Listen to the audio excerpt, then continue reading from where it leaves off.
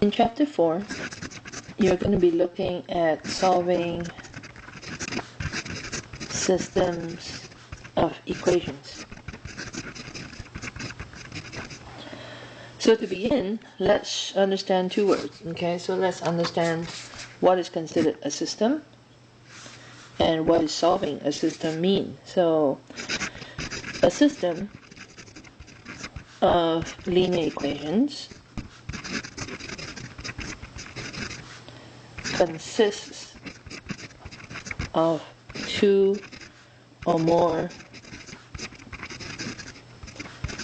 linear equations. So we're no longer talking about one equation, we are talking about two or more. Okay, so that's called a system. And for you to say you're a solution, so a solution for such a system is an ordered pair. So the first thing to register is your solution is not one number. Your solution is really an ordered pair. So for example, x comma y. And the condition is that you must satisfy, so that satisfies all the equations in the system. So take for example, is the point -1, 2 a solution to the system, say x plus 2y equals 3 and 4x minus y equals 6. So we're talking about two equations here, okay, and the question is, there is this point that we have, -1, 2, is he a solution?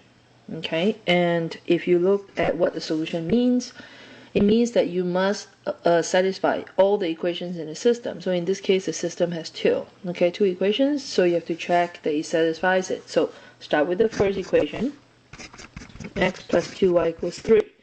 So what you're substituting is x being -1 and y being 2. Okay, so that's what the ordered pair means. So replace x by -1 and y by 2. So it's going to look like -1 plus 2 times 2. Is it equal 3? That's the question. So -1 plus 4, is that 3? Yes, you're 3. Okay, so good. So the first equation is happy. Now let's talk about the second equation. Second equation is 4x minus y equals 6. So again, you're supposed to replace the x by -1 and the y by 2. So 4 times of -1 minus 2. Is that equal 6? That's the question. So let's see. 4 times -1 is -4, -4, -2. So is -4, -2 the same as 6? So the answer is no. Okay, so this equation says yes, and this equation says no.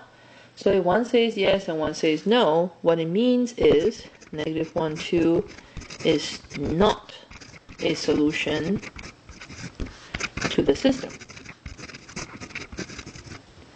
So you could sit there and keep trying numbers and find one pair that satisfies both equations and say, yep, you're the solution, but it's going to be challenging, right? So that's why we are talking about what are the methods that's available. So methods to find the solution to a system. Okay, so typically there's three methods that's mentioned in this book. The first method is by graphing. The second method is by substitution.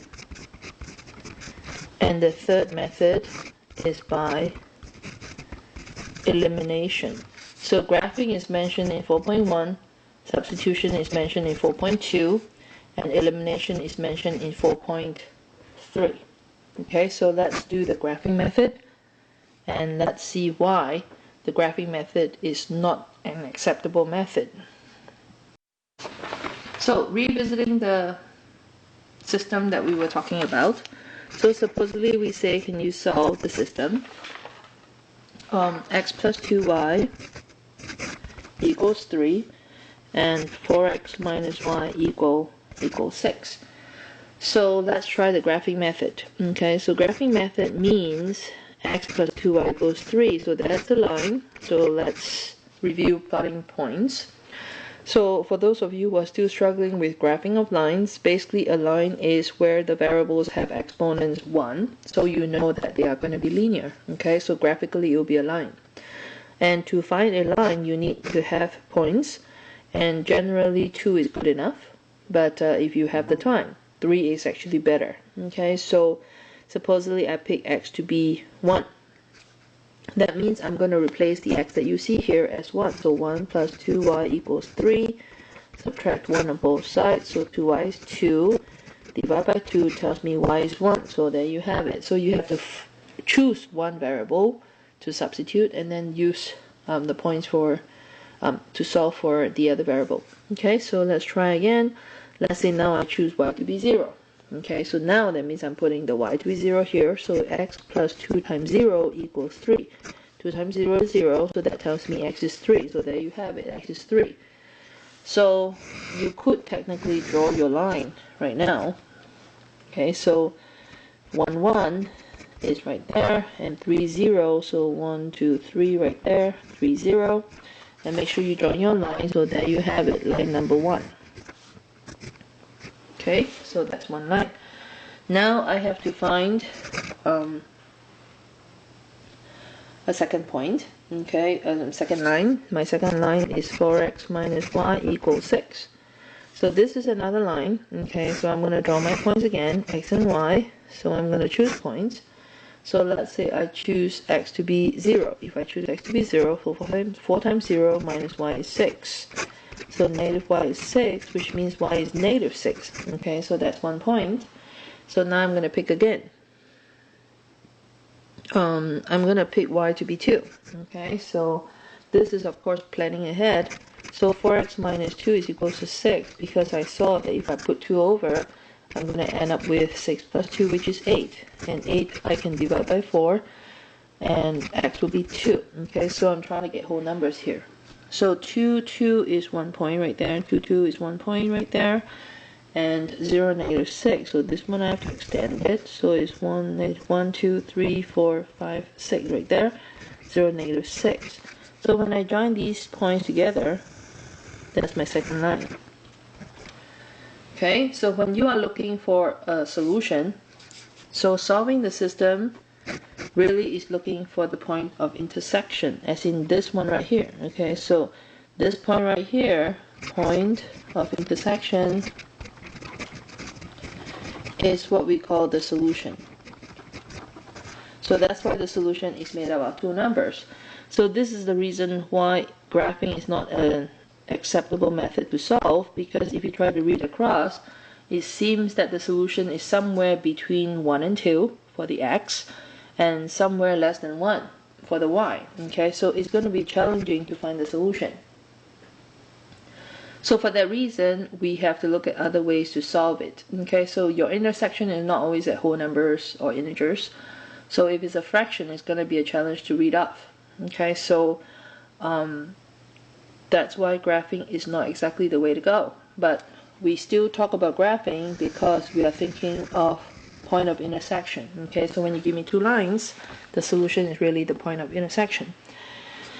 So I'm going to show you solving this problem with substitution method. Okay, but you probably want to pause the lecture for now and then watch the lecture for 4.2 first, where the steps are listed out, and then you come back and look at the solution for this one. Okay, but let me just do it here. So if you want to solve the system x plus 2y equals 3 and 4x minus y equals 6. So if you're going to use the substitution method between the two equations, you're supposed to pick one equation to isolate one variable. So if you look at the first equation, it's quite easy to isolate x. So it's going to be x equals negative 2y plus 3. So the rule for substitution is you must choose one equation and isolate one variable. Okay, so we have chosen to isolate x. Now since this was obtained from equation 1, you're going to have to substitute into equation 2. And when you go into equation 2, look for the variable you're trying to substitute, that's right there, and remove him. Okay, so this is what it's going to look like. 4 So take the x out. So in its place, there's going to be this parentheses. So 4 in place of x, just put a parentheses. And besides 4x, there's also minus y, and there's also 6. So look carefully. The equation is 4x minus y equals 6. So what I have just done is to remove the x location. Okay, the spot where x was, I replace it by a parentheses. So what is the purpose of putting the parentheses there? I'm trying to remind myself that used to be where x is. And I'm using the fact that x equals negative 2y plus 3. So this is because of what's in the box right here. Okay, the x is negative 2y plus 3. So in this location, I'm going to put negative 2y plus 3 because this is where x used to be. So this method I'm doing is called the substitution method. Okay, so the steps are listed in the next lecture. So please review that before you come back to watch this one again. Okay, alright, so let's continue distributing. So it's negative 8y plus 12 minus y equals 6. And then when you combine like terms, negative 9y plus 12 is 6. Subtract 12 on both sides. Negative 9y is negative 6. If you divide by negative 9 on both sides, it tells you y is 2 negatives means positive. Make sure you simplify this. That's a 2 and that's a 3. So that comes up to 2/3. Now remember, solution is the point of intersection, so it's made up of two numbers. When you find y to be 2/3, it's only referring to the second spot, being 2/3. Remember, it's x first and then y. So when y is 2/3, that's referring to the second ordered pair is, the second spot, okay, the second coordinate being 2/3. How would I find the first coordinate? So that's when you trace backwards and look for an equation to substitute in. So the usual equation to pick is the one in the box, which says that x is negative 2y plus 3. So now I'm going to replace your y as 2/3. So negative 2 times 2/3 plus 3. So remember, 2 means 2 over 1. So computing that comes up to be negative 4/3 plus 3. 3 really means 3 over 1. So I'm going to get common denominator, okay, which is 3 on both. So I have negative 4/3 plus 9/3, and that works out to be 5/3. Okay, so there you have it. X is 5/3, so that fills the missing spot. So that's why it didn't work when we did graphing, because the solution is more like 1 2/3, 2/3, okay, which kind of explains the location of it if you refer to the page before this. The point of meeting is somewhere between 1 and 2 for the x, and between 0 and 1 for the y. Okay, so if you look backwards, now it makes sense, okay, that this is really your solution. So remember, solution to the system refers to the point of intersection between the lines. So in this case, the system is made up of two lines. So when your two lines meet, the point where they meet is called your solution. That is why for solution we always give it as an ordered pair. Okay, so it's always made out of two numbers, one for x and one for y. So please watch the next lecture so you can repeat the steps again on what substitution method is all about. Okay, so the method I just showed you is called substitution method. So see section 4.2 for this.